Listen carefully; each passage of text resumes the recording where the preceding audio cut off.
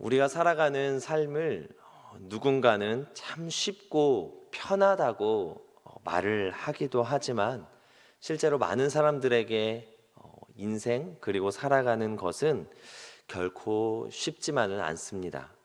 항상 유혹과 시험 앞에 놓여 있다고도 말할 수 있습니다. 우리의 마음을 지키기는 왜 그렇게 어렵습니까? 우리의 생각이 선택과 목표에 집중되는 것은 왜 이렇게 어렵습니까? 또 부모, 자녀, 그리고 부부, 또 여러 공동체와의 관계 속에서 생겨나는 부정적인 감정과 생각들은 우리를 더욱 무너뜨리려 합니다. 그러한 것들을 바라볼 때 우리가 넘어지고 유혹에 빠지고 후회하는 시간들, 이런 시간들이 점차 많이 쌓이게 되면 나도 모르게 낙심에 빠져 죄의 유혹으로 넘어지며 죄와 가까워지게 되기도 합니다. 그렇게 우리는 오늘 유혹에 빠지지 않도록 혹은 시험에 들지 않도록 기도하신 예수님의 모습을 보면서 유혹과 시험을 물리치고 승리하신 구 주님의 본을 받아 기도의 자리로 나아간 것입니다. 오늘 말씀의 39절을 보시면 예수님은 제자들과 함께 모여 있었던 다락방을 떠나 습관을 따라 감람산으로 가셨다고 합니다. 이 말씀에서 습관을 따라 가셨다는 그 말씀이 눈여겨집니다. 예수님은 감람산을 떠나기 전에 제자들에게 사탄이 너희를 밀 까부르듯이 하려고 요구하였다라고 표현을 합니다. 즉 제자들의 믿음을 무너뜨리고 목숨과 신앙을 위협하는 사탄의 공격이 너희에게 있을 것이다 라고 말씀하는 것입니다. 믿음이 떨어지지 않도록, 그렇게 유혹에 빠지지 않도록, 시험에 들지 않도록 기도하라 말씀하시고 예수님께서는 습관을 따라 감람산으로 가셨습니다. 예수님의 수제자였던 베드로는 베드로전서에 사탄 마귀를 가리켜 너희 대적 마귀가 우는 사자같이 두루 다니며 삼킬 자를 찾는다고 하였습니다. 이처럼 우리 생활 속에서 임마누엘 하신 주님께서 늘 함께 하신다면 사탄도 늘 우리를 유혹하기 위해 우는 사자처럼 배고픔에 굶주려 있는 사자와 같이 우리를 찾는다는 것입니다. 그렇다면 습관을 따라 감람산으로 가신 그 예수님, 그 주님은 이 사탄의 유혹을 위해 우리에게 어떤 것을 원하고 계시는 것일까요? 우리도 습관을 따라 감람산으로, 교회로, 기도의 자리로 나아가야 합니다. 3살 버릇 80까지 간다는 말이 있습니다. 어릴 때 습관은 일평생 따라다닌다는 것입니다. 행동이 반복되면 습관을 낳습니다. 좋은 습관이 있고 나쁜 습관은 분명히 있습니다.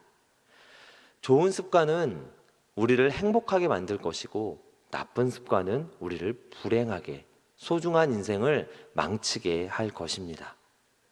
그 습관 중에서 영적인 습관을 기르는 것도 우리 그리스도인들에게 참으로 중요합니다.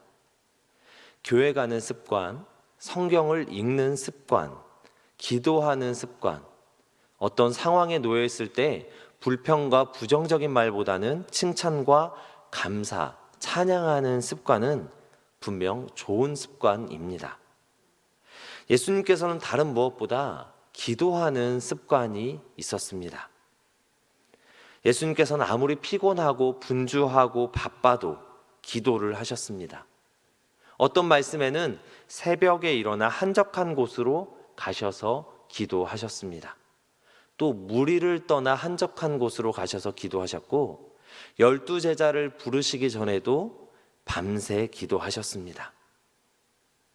우리에게도 좋은 기도의 습관을 가지려면 정해진 시간에 정해진 장소에서 정해진 기도 제목을 가지고 기도하는 것입니다.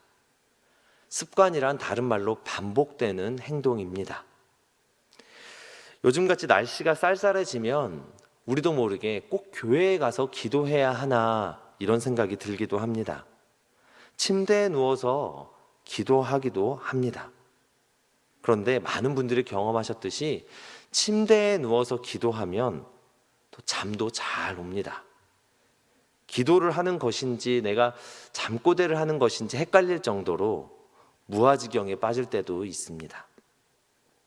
그래서일까요? 성경에서는 야곱도 일어나 베델로 올라가자 하며 하나님께 드릴 제단을 쌓고 기도했고, 다니엘도 목숨의 위협 속에서도 무슨 일이 있어도 창문을 열어놓고 하루 3번 습관을 따라 기도했습니다. 예수님께서는 성전을 가리켜 내 집은 만민이 기도하는 집이라고 말씀하시면서 성전에 나오는 사람들이 무엇을 해야 하는지 분명히 말씀하셨습니다. 베드로와 요한도 기도하기 위해 정해진 기도 시간에 성전에 올라가 기도하였고, 그 기도하러 가는 길에 병자를 치유하기도 하였습니다. 특별히 우리도 이 금요기도에 정해진 기도 시간에 하나님 앞에 나아왔습니다. 이 기도 시간이 저와 여러분에게 큰 힘이 될 것입니다. 습관을 따라 기도하러 올라가신 예수님께서는 기도의 장소에 이르러 제자들에게 유혹에 빠지지 않게 기도하라라고 하십니다. 예수님께서는 제자들에게 유혹에 빠지지 않기를 당부하고 또 당부하였습니다. 46절에는 다른 말로 시험에 들지 않게 기도하라고 하십니다. 그것은 다름 아닌 이제 곧 예수님께서 짊어져야 할 십자가의 고난 앞에 예수님을 부인하고 3년 동안 함께 웃고 울며 예수님의 귀한 사역을 바라보았던 제자들이 예수님을 저버리는 유혹, 예수님으로부터 멀어지는 그 유혹에 빠지지 않게 기도하라고 하셨습니다. 그러나 제자들은 유혹에 빠지지 않게 기도하지 못했습니다. 피곤하여 지쳐 또 슬픔에 잠겨 잠들어 버렸던 것입니다. 이 말씀은 오늘을 사는 우리에게 참 위로가 되기도 합니다. 우리에게도 분명 중요한 기도 제목이 있습니다. 누군가에게 말 못할 삶의 문제를 가지고 있습니다. 가정의 문제, 직장의 문제, 문제들로 투성한 인생이라 하여도 과언이 아닐 만큼 우리에게는 다른 말로 기도 제목들을 가지고 있습니다.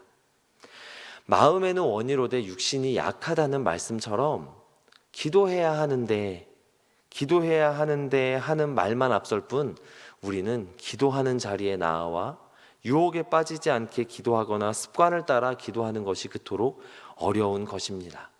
제자들도 그랬습니다.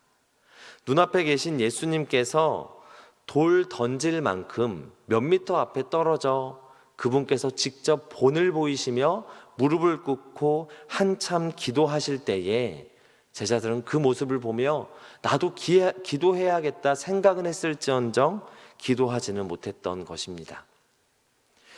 훌륭한 부모가 자녀에게 교육을 할 때 그 말에 설득력이 있으려면 부모가 직접 본을 보여야 한다고 합니다. 공부하라 한다면 부모가 책을 가까이 해야 합니다. 예의를 가리키려 한다면 부모가 타인을 대할 때에 예의 있게 행동을 해야 자녀는 부모를 보며 인정하고 부모의 가르침을 받아들입니다. 제자들에게 예수님은 기도의 본을 보이셨습니다. 습관을 따라 감람산으로 가셨고 깨어있어 유혹에 빠지지 않게 기도하라 하셨고 예수님께서는 친히 무릎을 꿇고 성경의 표현대로라면 땀이 핏방울처럼 뚝뚝 떨어질 만큼 간절하게 기도하였던 것입니다. 어찌나 힘들게 기도하셨는지 오늘 본문에는 하나님의 천사가 내려와 예수님이 기도하실 때에 힘을 보태 주었던 겁니다. 우리에게도 성령께서 말할 수 없는 탄식으로 우리를 위하여 친히 간구하신다고 하십니다. 우리가 가지고 있는 기도 제목, 하지만 마음에는 원이지만 육신이 약하여 하나님 앞에 나아가기 힘들어 작은 신음조차 내지 못할 때에도 하나님께서는 우리의 마음속을 감찰하사 하나님께 기도를 드린다는 겁니다. 그 성령께서 우리를 고와 같이 내버려 두지 않으시고 우리의 보호자 되시며 위로자 되셔서 하나님 앞에 나아가도록 우리를 밀어주시는 것입니다. 이 제자들의 간절한 마음, 하지만 행동으로 옮기지 못했던 모습, 기도를 해야 하는데, 교회에 나와 기도해야 하는데 가는 길이 너무 멀고 힘겹게 느껴집니다. 어떻게 보면 그것이 참 사탄이 우리를 유혹하는 것이 아닐까 싶습니다. 기도의 자리로 나아가지 못하게 하는 것, 문제와 염려와 근심 속에, 절망 속에 빠지게 하는 것, 기도함으로 하나님 앞에 맡겨드리고 자유함을 누리고 평안을 경험해야 하는데 근심이 나를 더 뒤로 가게 만듭니다. 죄에 넘어져 믿음이 약해지는 것입니다. 예수님께서도 사실 내 마음이 심히 고민하여 죽게 되었으니 너희는 여기 머물러 깨어 있으라고 하시면서 그분께서도 그토록 힘든 기도의 자신과의 분투의 시간을 가지셨던 것입니다. 예수님께서는 십자가의 고난의 길을 앞두고 큰 고뇌에 빠지셨고 심하게 놀랄 뿐 아니라 극도로 슬퍼하시기도 하였습니다. 하나님의 아들 예수님이 그분께 놓여진 십자가의 길을 앞두고 죽음의 문 앞에 이르러 몹시 고통스러워했던 것입니다. 예수님의 고통은 어떠했을까요? 실제로 예수님께서 당하실 육체적 고통은 결코 가벼운 것이 아니었습니다. 우리는 가끔 우리의 기도에 응답이 되지 않을 때, 우리 삶이 너무 힘겹게 느껴질 때, 다른 사람들은 내 마음을 모를 거라 생각할 때 우리가 믿는 하나님도, 우리를 사랑하신 그 예수님도 우리의 삶의 고통에 공감하지 못하고 함께 경험하지 못할 것이라 생각을 합니다. 그러나 예수님의 고통을 한번 보십시오.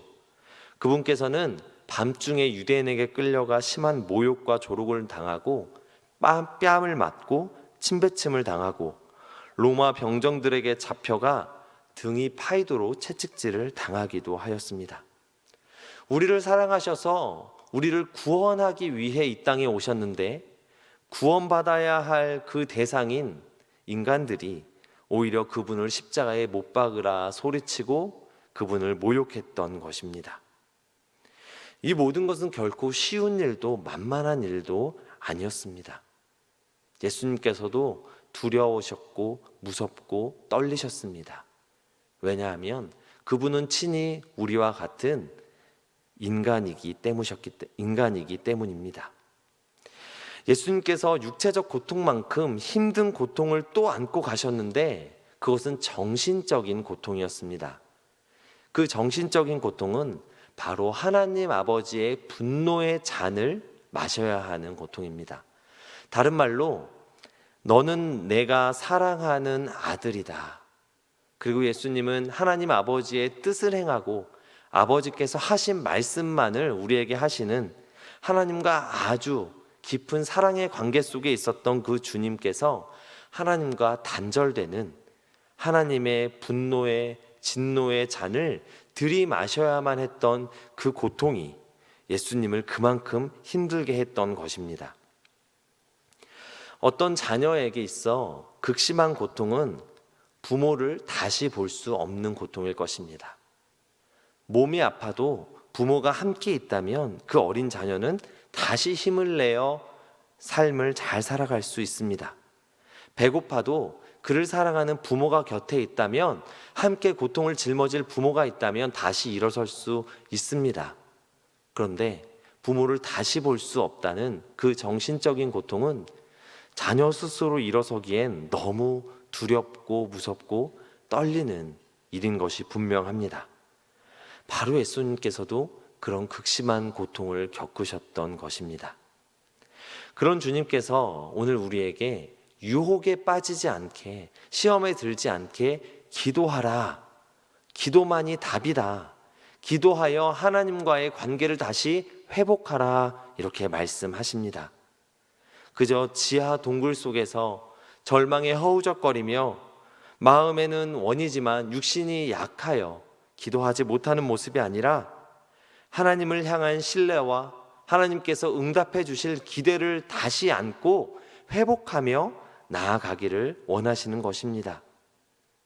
극심한 고통 속에서도 어찌하여 나를 버리십니까? 라는 극심한 고통 속에서도 예수님께서는 아버지의 잔을 마시고 십자가의 길을 걸어가셨습니다. 그리고 마침내 부활하셔서 죽음을 이기시고 그를 따르는 수많은 제자들에게 나타나셔서 하나님이 진정 살아계시고 영원히 성령께서 우리와 함께 하심을, 그 하나님의 그 크신 사랑과 돌보심을 약속해 주셨습니다. 그렇기 때문에 오늘 우리에게 주님께서 유혹에 빠지지 않게 기도하라는 말씀은 그저 먼 성경 속의 이야기가 아니라 살아계신 성령을 통해 저와 여러분에게 하시는 말씀입니다. 성도 여러분, 우리에게 오늘 필요한 기도의 모습은 무엇입니까? 그것은 우리의 죄의 깊이만큼 기도하는 것, 그리고 그 깊은 죄를 용서해 주신 하나님의 사랑 안에 담겨져 기도하는 것입니다. 우리가 당하고 있는 시험 주님께서 다 아십니다. 오늘 겟세마네 동산으로 올라가 땀이 핏방울이 되도록 기도하신 예수님의 땀과 눈물을 헤아려 보시기 바랍니다. 예수님은 누구도 마실 수 없는 고통스러운 진노의 잔 앞에 우리를 사랑하시어 그 길을 포기하지 않고 묵묵히 걸어가셨습니다. 혹시 오늘도 죄를 이길 힘이 없어 지쳐 계십니까? 어쩌면 유혹에 이미 빠져 하나님 앞에 기도할 힘조차 내지 못하십니까? 우리를 사랑하시는 성령께서 우리를 도우사 말할 수 없는 탄식으로 기도의 자리로 이끌어 주실 줄 믿습니다. 쉬지 않고 아버지의 능력이 우리를 붙드시는 그 간절함을 바라보며 기도하며 나아가시는 믿음의 도림의 성도들 되시기를 간절히 소망합니다.